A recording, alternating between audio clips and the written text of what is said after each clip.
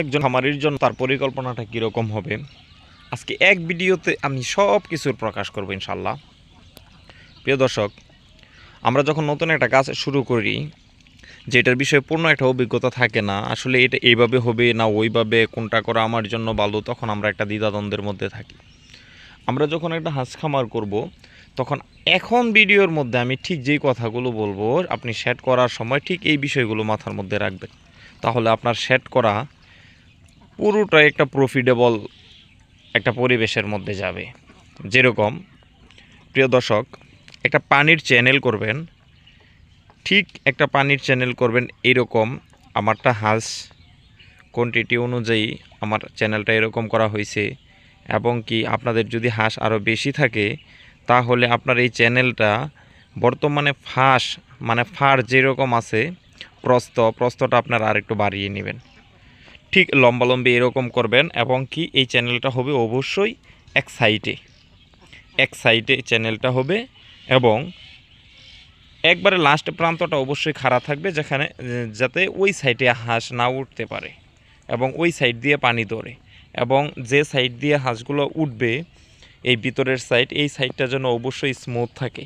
ঠিক এরকম খাড়া এইভাবে যেন হাঁসটা অনায়াসে উঠতে পারে, যেন আপনার হাঁসে তেমন একটা ক্যালোরি খরচ না হয় এবং হাঁসটা যেন ক্লান্ত না হয়, ওঠার সময় যেন আসলে পাখা জাপটাতে না হয়। এইগুলো আপনার পানির হাউস।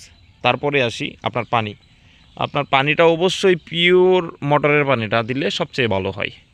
যদি আপনি মোটরের পানিটা আনেন, অবশ্যই কারেন্ট না থাকলেও একটা ভ্যাকেন্সি রাখার জন্য অবশ্যই আপনি 1000 লিটার বলেন আর 2000 লিটার বলেন একটা ড্রাম মজুত রাখবেন, যেন বিদ্যুৎ অনাকাঙ্ক্ষিত কোনো ঘটনাতে যদি বিদ্যুৎ না থাকে যেন আপনার হাঁসের কার্যক্রম স্থগিত না হয়ে যায়, হাঁসের কাজকর্ম করতে যেন কোনো ব্যাঘাত না ঘটে। আপনি ওভারঅল একটা কথা মাথার মধ্যে রাখবেন, আপনি না খেয়ে থাকবেন, হাঁস যেন না খেয়ে থাকে। কেন? আপনি যদি একবেলা না খান, আপনার যতটা আসলে ক্ষতিগ্রস্ততার মধ্যে আপনি না পড়বেন, একবেলা যদি আপনি ডিমের হাঁসকে খাবার না দেন, অথবা একবেলা যদি ডিমের হাঁসকে গোসল করতে না দেন, অথবা পানি খেতে না দেন, দেখবেন যে এর চেয়ে অনেক বেশি ক্ষতিগ্রস্ত আপনি হবেন। যাই হোক, ওভারঅল প্রত্যেকটা সাইটে একটা করে ভ্যাকেন্সি রাখবেন। তারপরের কথা হচ্ছে আপনি পানির চ্যানেলও করবেন, আপনার একটা রানওয়েও দিবেন, কিন্তু রানওয়েটা কীরকম একটা জায়গার মধ্যে হবে, ঠিক এরকম একটা জায়গার মধ্যে হবে যেন আপনার প্রচণ্ড রোদ উঠলেও যেন আপনার হাঁসটা অনায়াসেই যেন ঠান্ডা পায়। যেমন দেখেন আমার শেডের